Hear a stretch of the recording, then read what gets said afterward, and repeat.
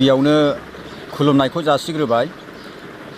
जोङो चिरां जिल्लानि सिङाव थानाय सान्थिपुर बियाब बाथौ गौथुम अर्थात बुंनो थाङोब्ला आन्चलिक कमिटि जों बाथौ आफाद हिसाबै देग्लाय बोसोरै जेरैबायदि खुंफुंबाय थादों, देग्लायबो जोङो 19 आरो 20 अक्ट'बर 2021 बे साननैनि हाबाफारि लानानै दिनै बे सान्थिपुर आन्चलिक कमिटि दुलाराय बाथौ गौथुम हिसाबै बाथौ खेराइ हिसाबै जोङो खुंनो लादों। दा बे साननैनि हाबाफारि बायदियै जोङो गाबोन 19 थारिख अर्थात मोनाबिलि 5 रिंगा जानाय लोगो लोगोनो थान्दै मेल जों लादों। बे थान्दै मेलाव जोङो मिरु आफादनि गुदि मिरु आफादनि आफादगिरि मानाव देरला मांग्रा गयारि बिथांखौ जोङो हांख्रायदों। बिथांखौ गाहाय आलासि हिसाबै जोङो लिंहरदों। बिथांनि नुजाफैनायनि गेजेरजों जोंनि हालामनि जाहाथे बाथौ सिबियारिफ्रा बे थान्दै मेलनि गेजेरजों माखासे धोरोमनि राव आरो हारिमुनि सायाव जाहाथे गोबां मेसेज मोननो हायो, बे मिजिंथिखौ जोङो लादों। आरो लोगोसे बिथांजों लोगोसे गुबुन गुबुन आफादजों लोब्बा थानाय जोंनि हारिनि बाथौ धोरोमनि गेदेमा बिथांमोनखौ जोङो हांख्रायदों। आरो थिग बेबायदिनो 20 तारिख खालि मोना जोंहा थिग 8 रिंगानिफ्राय जोङो खेराइखौ खुंफुंगोन।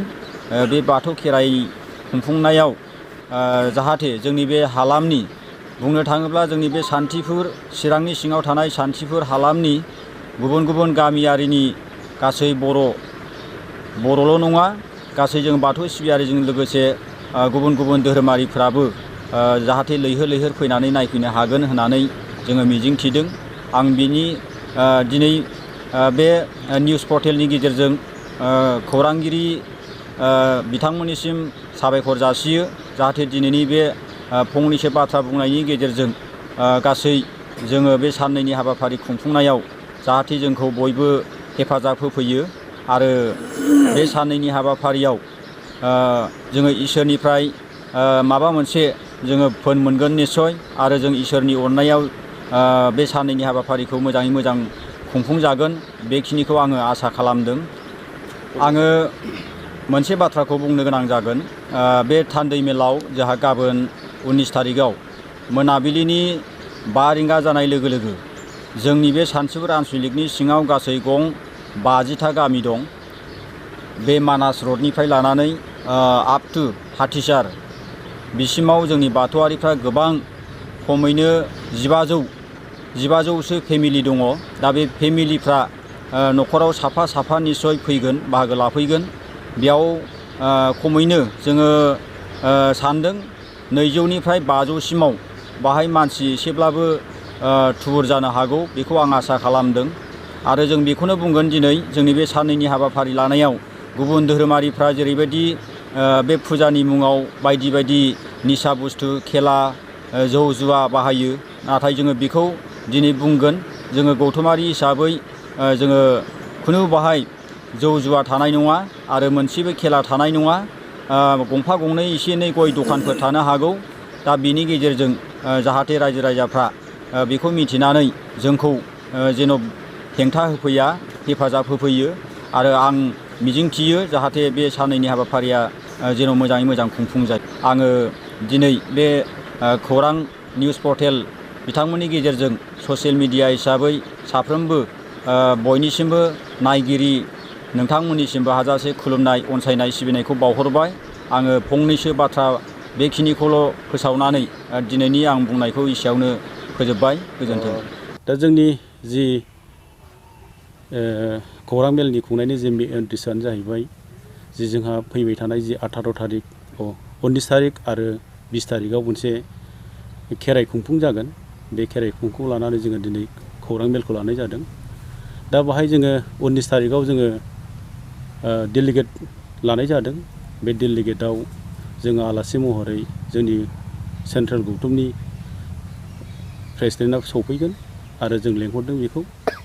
आरो लोगोसेनो जोंनि एरियानि मानगोनां लकेलिटि जोङो आलासि हिसाबै लेंहरदों बेंटल हायार सेकेन्डारिनि फोरोंगिरि मानिजाथाव उदयन बसुमतारी बिथाङाबो बेयाव नुजाफैगोन आरो लोगोसे बेखौनो खावलायदों जोङो जोंनि बे खौरां मेलनि गेजेरजों जोंनि सान्थिफुर ओनसोलाव जेसेबांनाखि बाथौआरिफोर दङ बाथौ धोरोमखौ सिबिग्रा सुबुंफोर दङ बे सुबुंफ्रा जि 19 तारिखनि जि थान्दै मेलाव साफ्रोमबो बाहागो लाफैगोन आरो बाहागो लाफैनो थाखाय जों खावलायदों जाहाथे नैबे थान्दै मेला जि बोराइ बाथौनि अननायाव जाफुंसारो बेखिनिखौ जों खावलायदों आरो लोगोसे जोंहा 19 तारिखआव मोनसे खेराइ जागोन दा बे खेराइयावबो 20 तारिखआव जों खेराइ जागोन 20 तारिखआव जोङो खेराइ जागोन बे खेराइयाव जोङो जोंनि बे सान्थिफुर ओनसोलनि 50टा गामिनि जि सुबुंफोरखौ जों लेंहरदों आरो बे सुबुंफ्रा जोंनि खेराइखौ नायनो फैगोन आरो बे खेराइ फोरबोआ जाहैबाय बर'नि बा बाथौ धोरोमनि मोनसे एंगारनो हायै मोनसे फोरबो दा बे फोरबोखौ जोङो खुंफुबाय थादों दिनैसिम 29 खेब जाबाय बे 29 खेबाव जोङो मोजाङै मोजां खुंफुंलांनो हादों देग्लायबो जों बेखौनो खौरां मेलनि गेजेरजों फोरमायहरदों जाहाथे जोंनि सान्थिफुर ओनसोलनि जि बाथौआरिफ्रा जयै फैनानै जोंनि खेराइ फोरबोखौ जाफुंसार होयो आरो बेजों लोगोसे जोंनि जि गभर्नमेन्टआ जोंनो SOPनि मोनसे निर्देश होदों बे SOPनि निर्देश बायदियै जोङो नैबे खेराइखौ खुंफुंलांनाय जागोन जाहाथे माने जोङो गभर्नमेन्टनि बिर'धि खामानि मावा आरो जोङो लाबावदों जि जोंनि हाबाफारियाव जाहाथे माने जोंनि बे खेराइ फोरबोआव जे मेला आरो जुवा जौ बेफोर जोंनाव थानाय नङा आरो जोंहा बाथौ धोरोम हिसाबै जों बेखौ जेब्लाबो एक्सेप्ट खालामा जोंनि खेराइ फोरबो बाथौ धोरोम फुजायाव जोङो माब्लाबाबो जों लाबोफेराखै 29 खेब जाबाय जों दिनैसिम लाबोफेराखै आरो जों लालांबाय थानाय नङा जोंनि धोरोमखौ जोङो मान सनमान होनानै बे बुस्थुखौ जोङो